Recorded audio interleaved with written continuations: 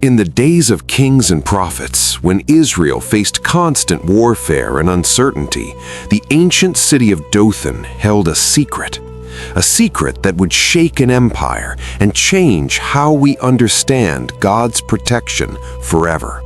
The prophet Elisha had become a thorn in the side of the mighty Aramean kingdom. You see, God was revealing the enemy's most secret battle plans to this humble man of God. Every ambush exposed, every strategy known before it was executed. No matter how carefully the Aramean king plotted, Elisha knew. The Aramean king was furious. Pounding his fist on the war table, he shouted to his commanders, "Someone is betraying us! Find the spy among us!" But his commander bowed low and spoke words that chilled the room. "My lord, there is no spy among us. It is Elisha, the prophet in Israel. He knows even the words you speak in your own bedchamber." The king's eyes narrowed with deadly determination. "Then we end this," he declared. "Surround Dothan with our entire force. Bring me this prophet, dead or alive." That very night, under the cover of darkness, the mightiest army the region had ever seen began to move. Thousands upon thousands of bronze-armored warriors, chariots, war horses, all converging on one small city and one elderly prophet sleeping peacefully within its walls. As the first light of dawn touched the horizon, a young servant named Gehazi woke early. Perhaps something in his spirit sensed danger. He climbed the stone steps to the city wall to greet the morning. What he saw made his blood run cold. The entire city was surrounded, completely encircled by an overwhelming military force that stretched as far as the eye could see. Bronze armor glinted in the rising sun. War banners snapped in the morning breeze. There was no escape, no hope. Gehazi's whisper became a scream. "No! No!" He ran, stumbling down the stairs, bursting through doors, racing to his master's chamber. "Master!" he cried, shaking the prophet awake. "We're surrounded. The whole Aramean army is here. Thousands of them. We're all going to die." But Elisha simply opened his eyes and smiled. Can you imagine? The servant is in absolute panic, and the prophet is calm, peaceful. Elisha placed his weathered hands on his servant's trembling shoulders and spoke words that seemed impossible. "Do not fear, my son." "Don't fear," Gehazi couldn't believe what he was hearing. "Master, have you seen them? There are thousands. We have no army, no escape. We're alone." Elisha walked to the window, looking out at that massive army. He spoke again, and listen carefully to what he said, because these words will change your life. "Those who are with us are more than those who are with them." Gehazi looked around frantically. With us, he thought? He saw stone walls, clay pots, an elderly prophet. With us, he saw only enemies. And then Elisha knelt. He raised his hands to heaven, and he prayed a prayer that would open the eyes of not just his servant, but of everyone who hears this story. "Lord, God of Israel, open his eyes that he may see what is truly here." Gehazi felt it first. The air began to shimmer. Reality itself seemed to bend. "Master," he whispered, "the air, it's shimmering." And then he saw them. The mountains, the valleys, the very air around them was filled with an army that made the Arameans look like insects. Towering warriors of pure light, 7 feet tall, 6 magnificent wings, eyes blazing like molten gold, riding horses made of living fire, carrying flaming swords, dressed in armor that seemed forged from light itself. The dark enemy army below was completely surrounded by a brilliant heavenly host above. Every mountain peak held divine warriors. Every valley was filled with chariots of fire. The Arameans thought they had trapped the prophet, but the truth, they were the ones who were surrounded. Gehazi fell to his knees, tears streaming down his face.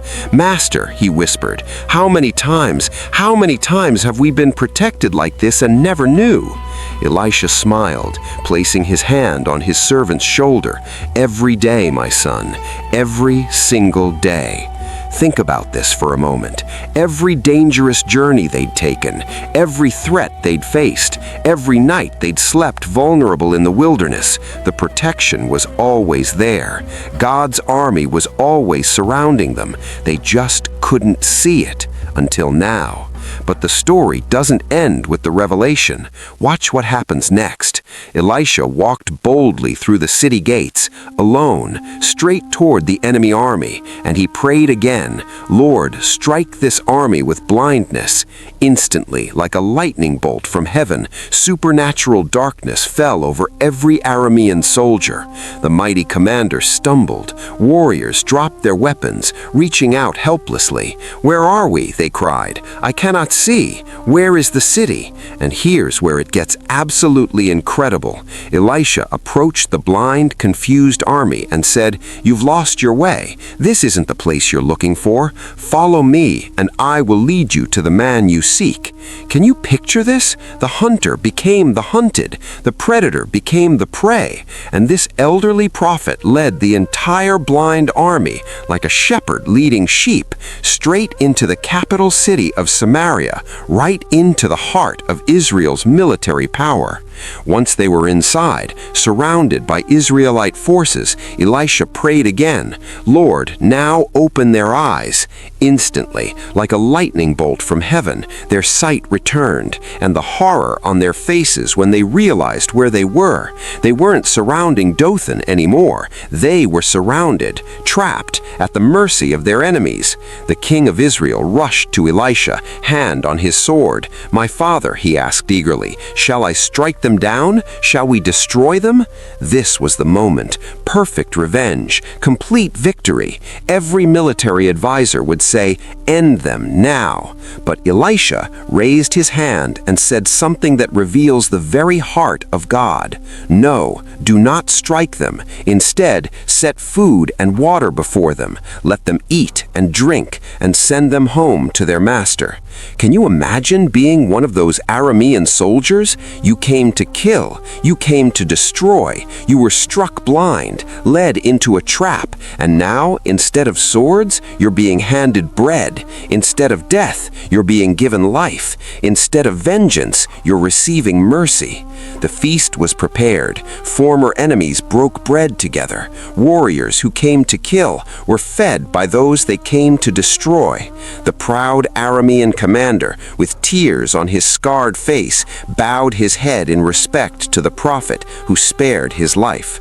And here's the beautiful ending. The Aramean army went home, not as corpses, not as prisoners, but as men who had witnessed the power and mercy of the God of Israel. Listen, friend, right now, as you watch this video, you might feel surrounded. Maybe it's financial pressure crushing you from every side. Maybe it's sickness. Maybe it's relationship problems. Maybe it's fear about your future. Maybe you feel outnumbered, outgunned, and utterly alone. But here's what I need you to hear. You are not alone. God's protection surrounds you right now like an army of light. The same God that protected Elisha protects you. The same heavenly host that filled those mountains surrounds you at this very moment. You just need your eyes opened to see it. Those who are with us are more than those who are with them. That's not just an ancient promise, that's your promise today.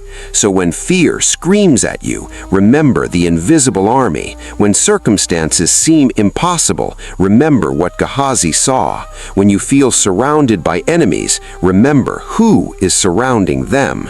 You are never alone, never forgotten, never protected.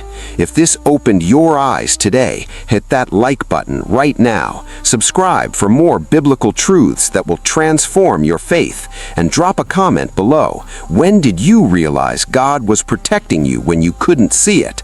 Now go and live in fearless faith. God bless you.